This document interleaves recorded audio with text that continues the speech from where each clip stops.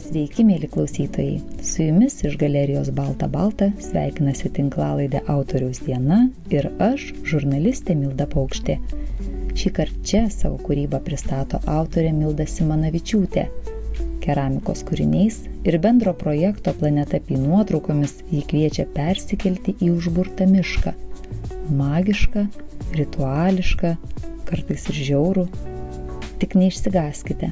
Leiskitės vedami ramaus Mildos balso ir pasisemkite miške sukauptos išminties. Aš vis galvojau, kad tam, kad kaip menininkas galėtų kurti, tai jis pirmiausia turi patirti gyvenimą. Nes jeigu nepatiri gyvenimo, tai tada tu apie jį kalbi tiesiog arba kitų žodžiais, kitų patirtimis. Ir tas pirmas vis tiek yra per asmeninę patirtį, kai gali pats pilnai, kaip iš jo išgyventi ir patirti gyvenimą. Tai man kažkaip irgi svarbu turbūt yra tas tylus buvimas tam tikras, aš irgi gal nesirenku kurti kažkokių šokiruojančių, kaip vaizdinių ir apie tą tiesiog jautrų priėjimą ir buvimą pačiam pasaulyje. Nebūtinai norint kažką pakeisti, bet ieškant tam tikros tiesos ir bandant apie tai kalbėti. Labai abstrakčiai.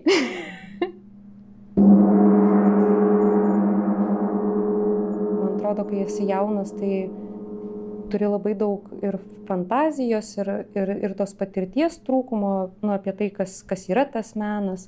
Ir, pavyzdžiui, Lietuvoje mes irgi turim tą keramikos gal tradiciją labai įvairią, nes kiekvienas gali ateiti ar į būrelį, ar mokykloje ir gali bet ką nulipdyti, išdegti, nuglazūruoti, išdegti ir tu turi objektą. Bet kada atsitinka tai, kad kai tu padarai ir tada tai jau virsta, ne tokiu hobiu ar, kaip sakyti, ne kažkokiu tokiu tiesiog molio gabalėliu nuspalvintu, o kada tai tampa jau kūriniu. Tai man irgi kažkaip atrodo, kad prireikia gana daug laiko ir savo pačiai atsakyti, ko aš noriu iš keramikos, kokius aš noriu kurti objektus, kas man yra svarbu ir apie ką tie daiktai turi kalbėti.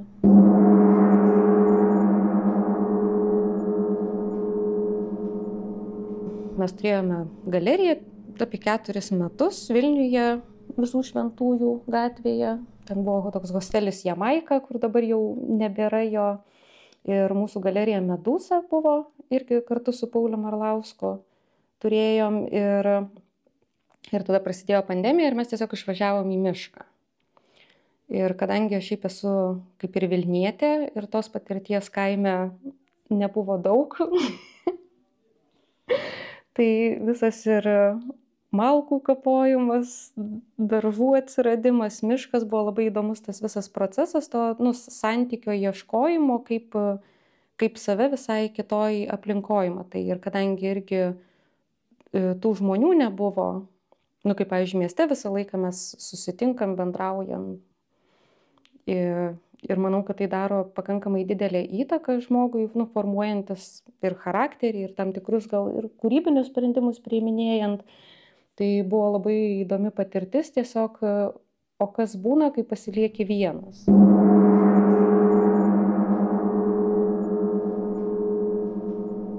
Pirmas įsivaizdavimas, ką reiškia gyventi kaime, atrodo tokios daug romantikos yra, bet gamta nėra labai romantiška, jinai yra ir žiauri.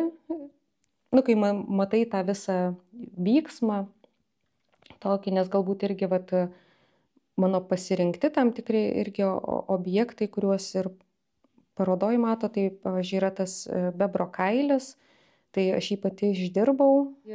Aš kažkada užsiminiau kad būtų gal įdomu. Ir tada, kadangi žodžiu, aš gavau tik kailį neišdirbtą ir tada reikėjo visus tuos procesus pereiti, kad jis pavirstų į naudojamą objektą ir tai truko gal mėnesį laiko. Nes paprastai medžiotojai juos išmeta, tai irgi yra toksai Ir tai yra tam tikra, pagarba gyvūnui. Kad irgi tas santykis, kad jeigu jis yra nužudomas, tai viskas yra panaudojama. Taip turėtų būti. Ir aišku, šiuolaikinėme turbūt pasaulyje, juos ir išmeta dėl to, kad jų neapsimoka išdirbinėti. Tas visas ir man, bet jo, buvo labai įdomu pereiti tą procesą, bet aš jo daugiau nekartosiu. Yra labai įdomu, tai yra tos ribos, kurias gali peržengti ar iki kiek gali eiti. Ir kaip ir fotografijose, sakykime, to nuogumo tematika, nes man pačiai irgi teko pozuoti ir tas jausmas, kai tu pirmą kartą tai darai ir tas jausmas, kai tu darai tai 5. kartą. Ir tas santykis su savo kūnu, kiek tu natūraliai priimi tą visą, nes yra kiti žmonės, dar aplinkui vis tiek yra komanda, kuri dirba, kiek tu gali laisvai jaustis su savo kūnu. Toksai, tai manau, kad jo, ir tas asmeninis perėjimas per tą kailio apdirbimą yra, tai yra ta riba tam tikra, kad pavyzdžiui, ar gali ją peržengti. Ir man kažkaip labai daug jausmo buvo, kad tai yra labai arti mirties, nes tiesiog per patį jausmą yra dirbant su tokia medžiaga ir tarsi irgi truputį kitaip, tiesiog perkeičia tą žiūrėjimą, nes irgi jeigu kalbam. Arba jeigu yra musmirės, tai irgi ne kiekvienas valgytų džiovintą musmirę.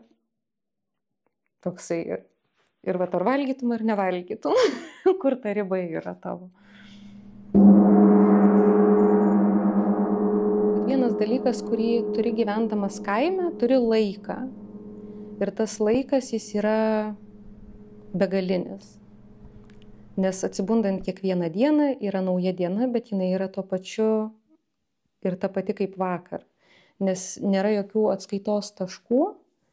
Ir man labai priminė irgi Tomo Mano romaną Užburtas kalnas, kai veikėjas išvyksta į sanatoriją ir tiesiog jam kalba apie tai, kad tu nustosi skaičiuoti dienas.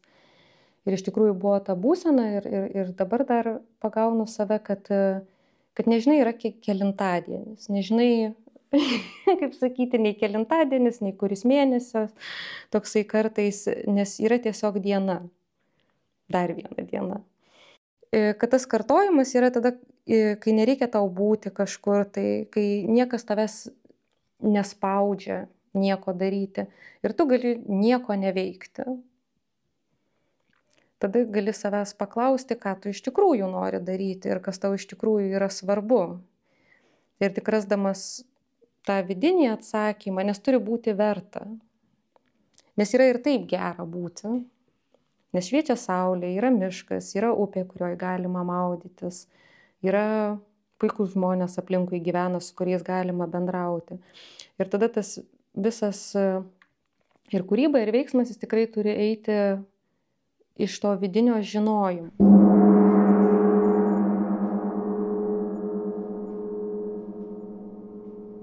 Kadangi keramika yra labai lėtas palyginti procesas su tam tikrom kitom gal meno sritimis, tai man yra svarbu, kad tie daiktai, kuriuos kuriu, būtų ir šiandien, ir po metų, ir po 2 metų svarbus. Arba kad kaip sakyti, nepasigauti ir neiti į tą kryptį, kas yra tiesiog populiaru tam tikrą prasme, ar kažkokios tokios aktualijos, o būtent ieškoti to santykio per simbolius, kurie nepraranda tos reikšmės savo, sakykim. Tai va, o per santykį ir, kaip sakyti, atsibundi vieną dieną ir esi tam tikros nuotaikos. Tada atsibundi po savaitės ir esi kitos nuotaikos. Ir tas toksai žiūri į tą patį daiktą ir klausia savęs, ar jis vis dar yra toks, koks yra.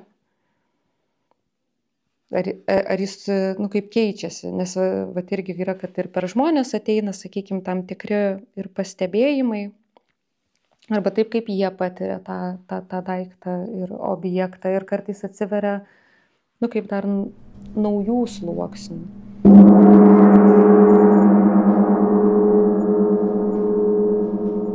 Paroda susideda tokia kaip iš 3 gal elementų, kaip čia skirtingų krypčių. Tai viena yra keramika.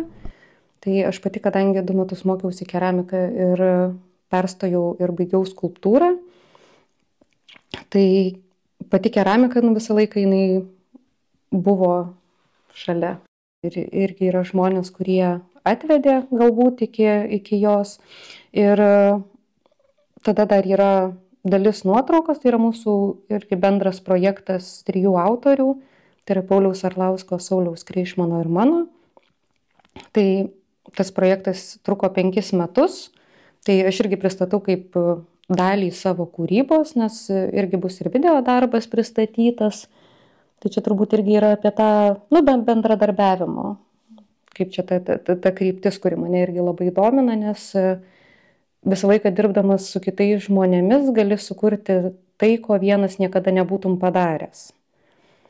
Nes kiti žmonės įneša ir savo matymą, ir savo idėjas, ir kai ir pasitik ir leidi būti, tai visą laiką gauni labai įdomų rezultatą. Tiesiog.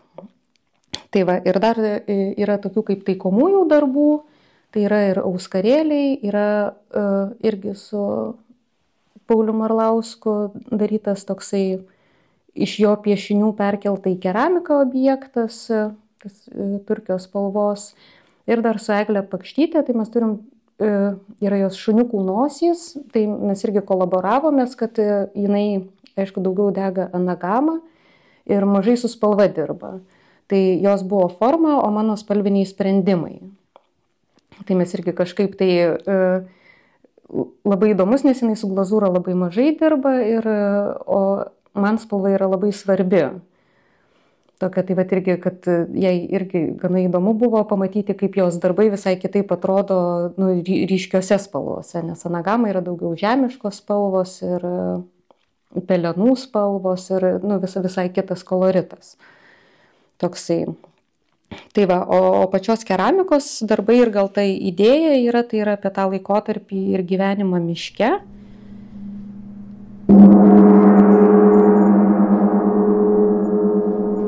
Raganų rato keliaujame į ritualinį ragą ir stirnos pėdelę turbūt. Tai vat, irgi tai yra turbūt tam tikra sekcija tokia kaip naudojamų objektų, kurie yra skirti gerti, gerimui.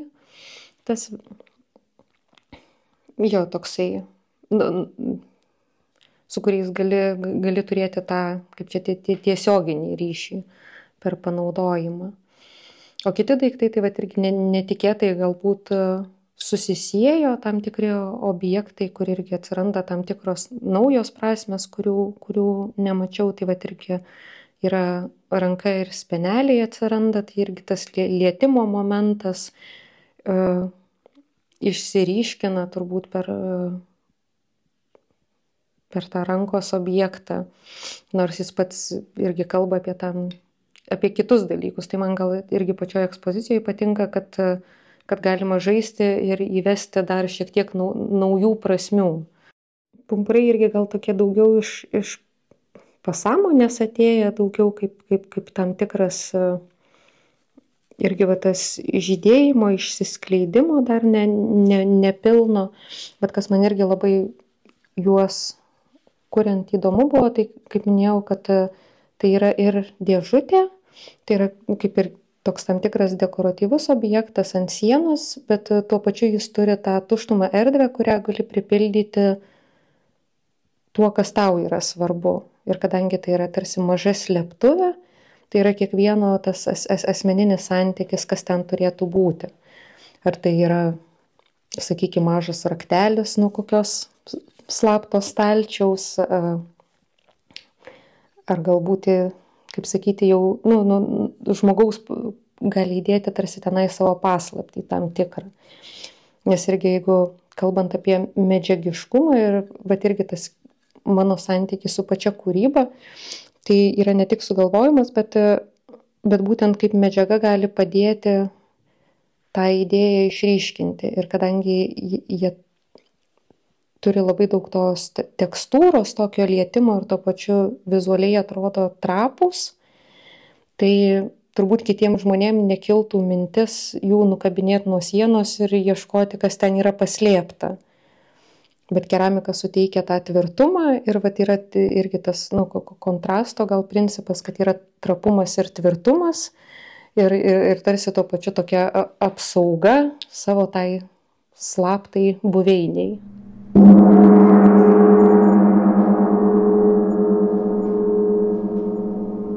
Su dantimis tai turbūt irgi yra tam tikras ir mitologinis, ar tas kolektyvinės pasąmonės daugiau simbolis, nes, pavyzdžiui, jeigu sapnuoji, kad krenta dantys, tai yra tam tikras nerimo požymis arba pasikeitimo, persikeitimo irgi tam tikros transformacijos. Tai aš kažkaip specialiai tų dantų nesirinkau daryti, bet irgi kas labai įdomu su moliu, kad gali eskizuoti ir dirbti pačioj medžiagoj, darydamas tam tikras formas. Ir turbūt vienas kelias yra, kai pilnai susigalvoji, kas turi būti, irgi kaip dizaineris ir bandai įgyvendinti savo jau tą viziją, fantaziją, bet man labiau patinkantis kelias yra tai, kai turi užmanymą, bet tuo pačiam procese matai, kur tai veriasi. Ir tada tas gebėjimas pastebėti, į ką tai yra panašu, ar kur norisi eiti, ir atveda iki tam tikrų formų. Nes paties darbo pavadinimas irgi yra judas. Ir tai yra apie tam tikrą išdavystę, kaip reiktų sakyti, ir kad kartais dantys būna iš vidaus. Ir iš išorės dantis atrodo sveikas, o kad iš vidaus yra visiškai sugedęs. Ir tai irgi yra tam tikra metafora ir apie pačius žmones, kaip tą išorinį ir vidinį santykį.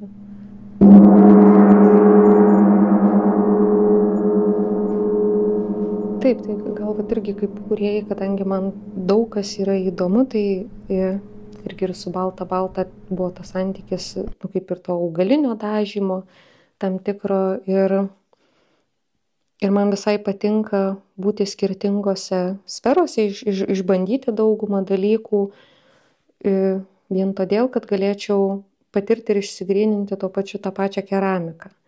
Nes kiekviena medija, jinai turi savo ribotumus arba savo, kaip sakykime, pliusus tam tikrus,